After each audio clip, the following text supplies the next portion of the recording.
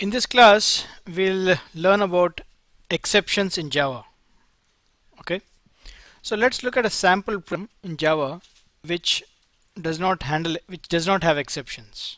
Okay, so this program here called bad exception demo, it is basically written to show how exceptions can be generated in Java. So an exception is a condition that happens when something unexpected happens. You have the normal flow of execution of a program, which is like the happy path scenario. Happy path scenario is the program is taking all the expected inputs that it needs and it is generating the expected output. That is the happy path scenario. But what happens if somebody doesn't pass the right arguments or if some other exceptional condition happens? So in this program, what this program does is it takes an array of it basically takes two arguments and divides the first by the second. Okay, so args is what you pass on the command line, and we take that args and pass it to this method called divide array, which takes an array of strings, and the first one is the numerator, is treated as a numerator, and the second one is treated as a denominator. So s1 will get divided by s2 after we convert it into an integer, and the way you convert to an integer is in this method called divide strings, where we take the first string and the second string and parse and use the integer.parseInt to parse the string containing the integer to i1, and then we parse s2 into i2 by using the integer.parseInt. Okay, and then finally we divide the ints. So let me run this program. I'll say run as Java application, and as soon as I run it, it says there is an array index out of bounds exception. So in Java, every exception is an object, right? So this is an object of type array index out of bounds exception, and the class and the full package name of that is java.lang is a package, and array index out of bounds exception is the name of the class, and it is throwing an exception of this type. So the object that is thrown is of type array index out of bounds exception. So if somebody runs this program and gets this message, let's say you give this program to a person who does not know Java. Does this message make any sense to him? No, right? So we need to handle this exception and give him a useful message. So what has happened here is this program expects two arguments, right? It needs at least two arguments. The first one is considered as a numerator and the second one is a denominator, and you divide the numerator by the denominator. Since we are trying to access the first argument and we haven't passed any, it gives an error message, which is it throws an exception called the array index out of bounds exception. So what we'll do here is run as Java application, and I'll open the run dialog, and for the bad exception demo I'll pass some arguments. Okay, let me first show you a happy path scenario.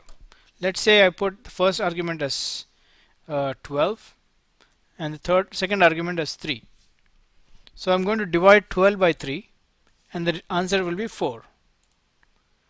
So I'm running the program now and I get the answer as 4. So this is a happy path scenario. In a happy path scenario, everything runs as expected. You give all the required inputs and you get the expected output. Okay. Now what I'm going to do here is in the run dialog, let's say somebody runs this program and he forgets to give the second argument. Now what do you expect? So you are trying to access the first argument, which is 12, and then you try to access the second argument and the second argument is not there. So it's going to throw again an array index out of bounds exception. So I say run, and it'll still throw the array index out of bounds exception. So you need a minimum of two arguments to run this program. Okay, Now let me do something else. Open the run dialog. We already saw the happy path scenario. Now in the second argument, let's say I want to use 20, or let's say the first argument is 120 and the third argument is 30. Second argument is 30. But let's say the user by mistake, instead of entering 0, he uses O. So it is 3 and O, uppercase O. Okay. So is this a number 3 and O? No. So what should happen? Should 120 be divided by 30? It's not 30, right? It's 3O. So what will happen? So what is happening is it's throwing again another exception called number format exception.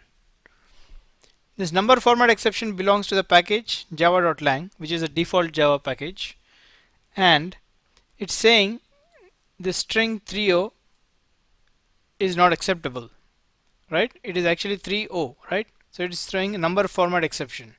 So where did this could potentially have happened? It's happening at this line. Actually, if you see back in the trace,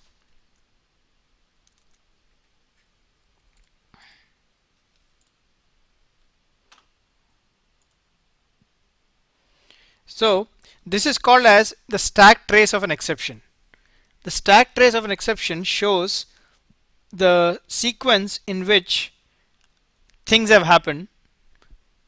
It basically shows the sequence in which methods are being called. So what happens is main in the bad exception demo on line number 11. Where is line 11? Here. So at this point it tried to do a divide array. Then the divide array, you go into line number 17. Line number 17 is here and is doing a divide strings, right?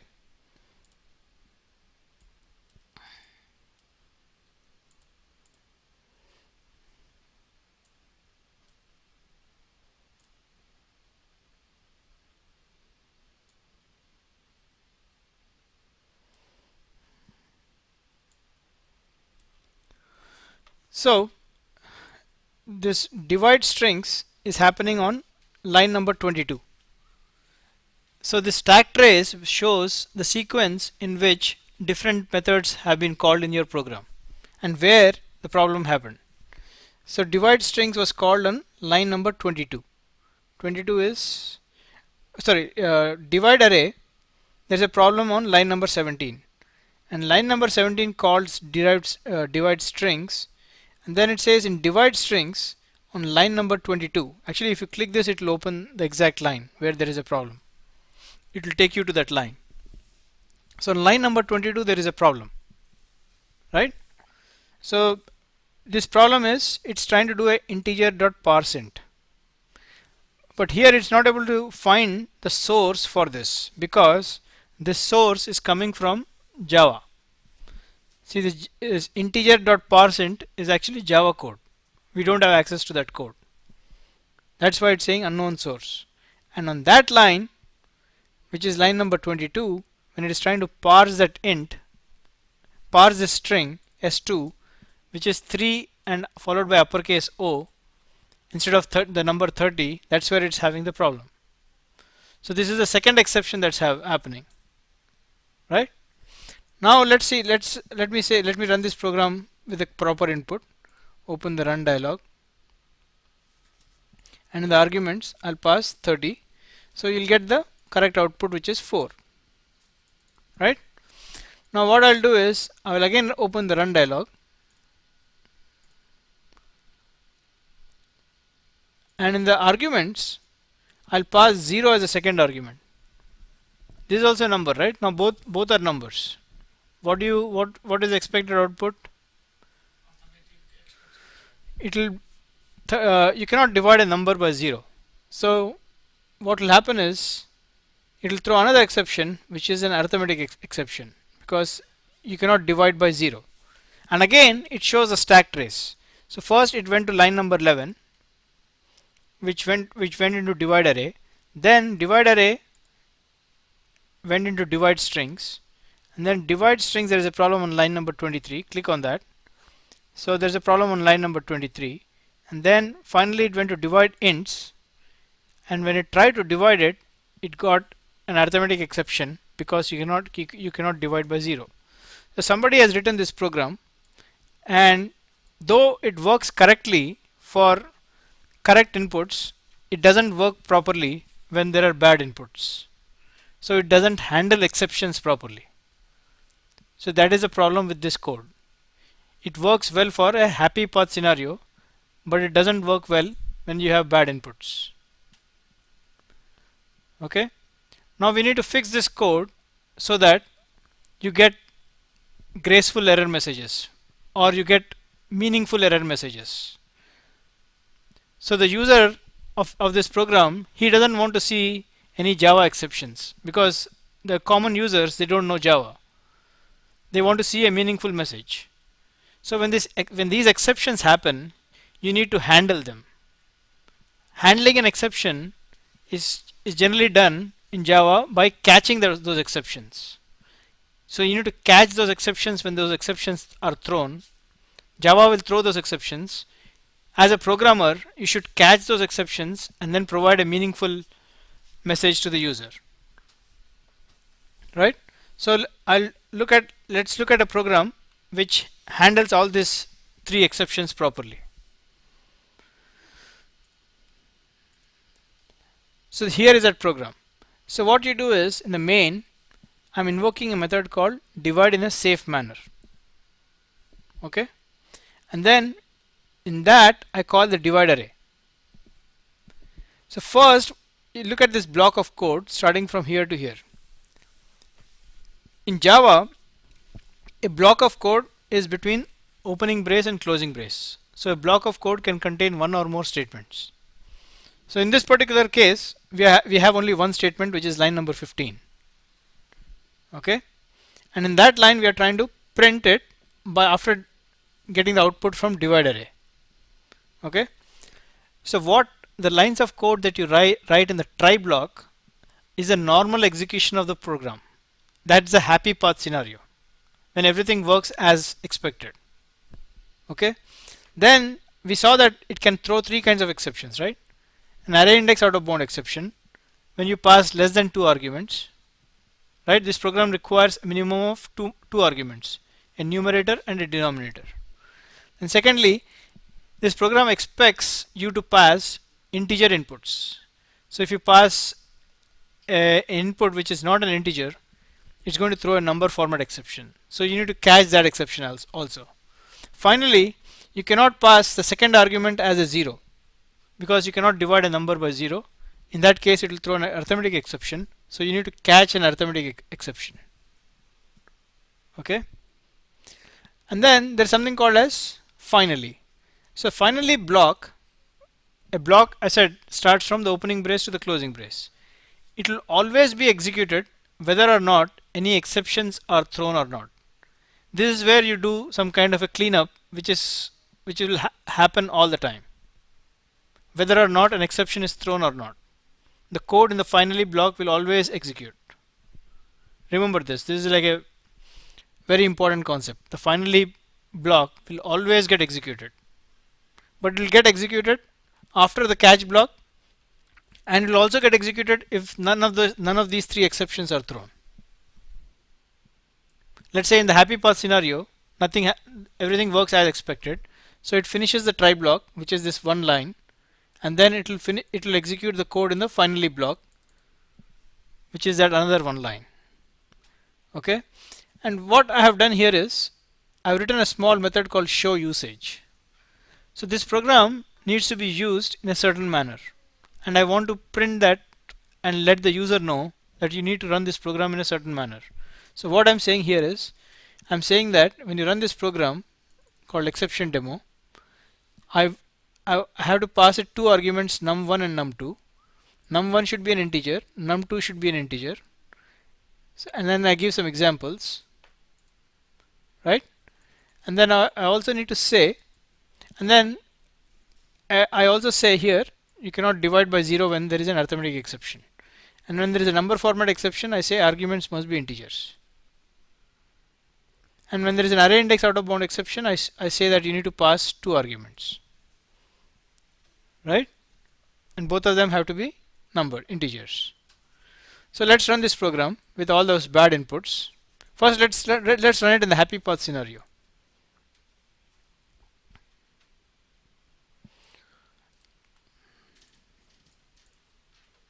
First time you just run it as it is, and then it will say an array index out of bound exception, because I did not pass any arguments to it, and it is showing you the full usage. It says the usage is you to run num1 num2. Num1 should be an integer, num2 should be an integer, and it shows you an example invocation, right? So it shows you all that. So let me run this with proper inputs. So I'm going to run this with an input of 8, 9 and 3. Now I'll get proper output. So it prints 3.50, and then you also get this output called goodbye from finally. You get that because in the finally block you have put a system out to just indicate that even in the happy path scenario, the finally block will always get executed. Okay. Now let's run this program by passing a non, like for example 90, I want to divide it by 30. Instead of 30 I'll give uppercase O.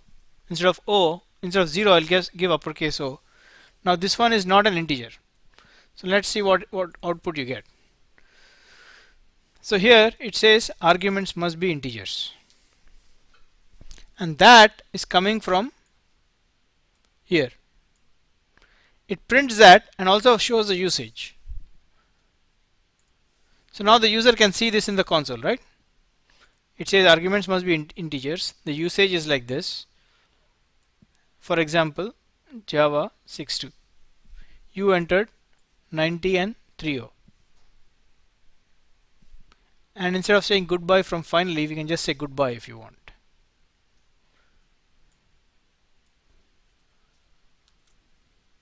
Okay. Now let's try to divide the number by 0.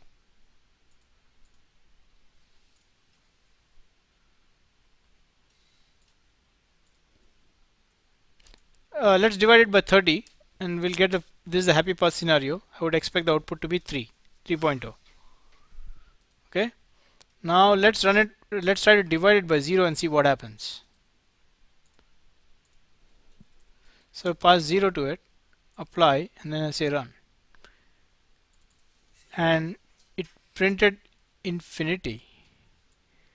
Why is that? So let's see. Oh, because I'm trying to divide it by,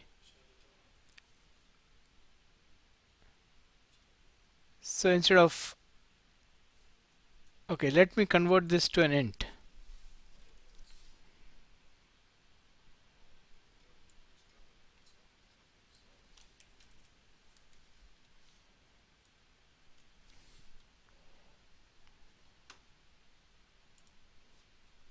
Yeah. For floats, it will give infinity, but for integers, it will give arithmetic exception. So I have caught that, and I'm saying that cannot divide a number by 0, and I have caught it over here. I print that message and I also show the usage. So the user will know that, in fact, what we can do here is to make this output stand out. What I will do here is I'll put one more system out.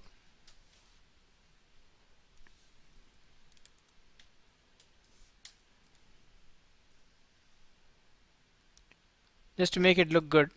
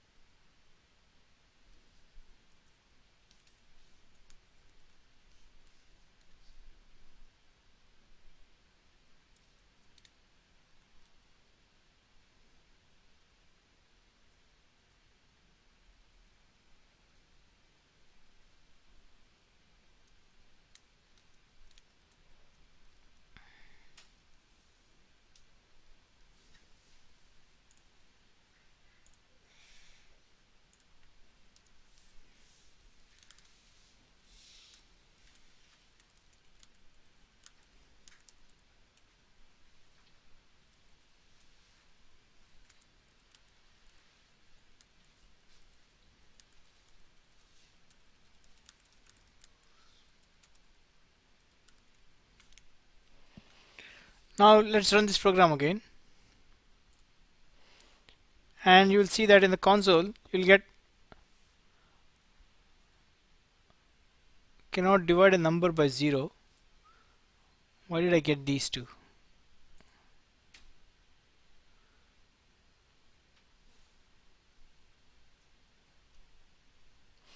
Let me comment this guy out.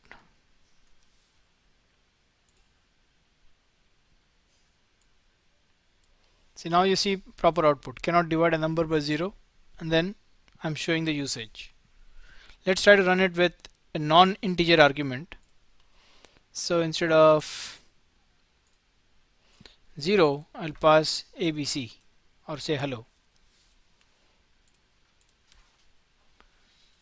Now I get the output. It says arguments must be integers.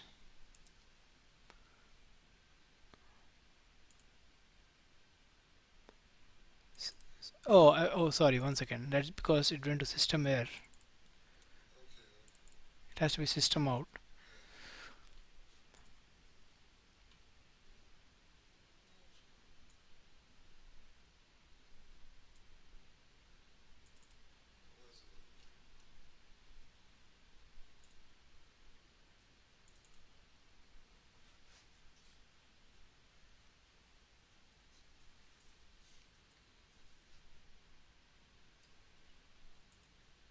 Save this file.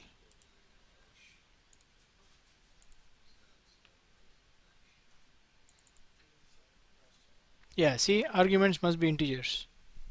Okay. So this is how you write exceptions.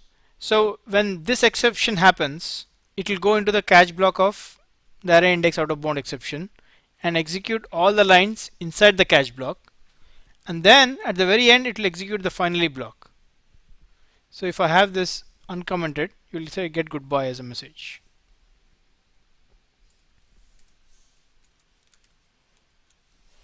So if I run this again, you will now get goodbye. Okay, so the idea is to show proper messages. Okay, so you need to catch all the exceptions, all the possible exceptions, and show meaningful error messages to the user.